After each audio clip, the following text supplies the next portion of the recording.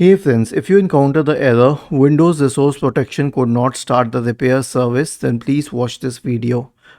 This is while performing an SFC scan. So it is, I'll give you one solution. This has worked for 883 people, not 883. It has actually worked for hundreds of thousands of people, but 883 liked this. And you know why I trust this forum? Because uh, very few users actually register on the Microsoft Answers forum. So if 800 plus users are confirming that it works, it will work. Okay. If it was YouTube, there would have been like tens of thousands of likes. So anyway, coming to the solution, search for command prompt in the Windows search bar and click on run as administrator. Now we need to type two commands here. The first one is this command.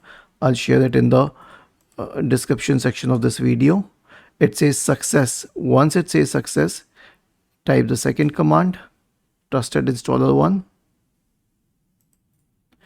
and then it will start the service.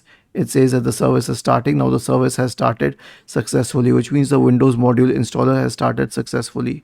Now perform the SFC scan. Okay, and it worked. So this problem has been fixed and we can confirm that. Was this helpful? If yes, then please subscribe to the channel, and if not, then let us know in the comment section of the video on how we could help you further. Thank you for watching this video and have a nice day.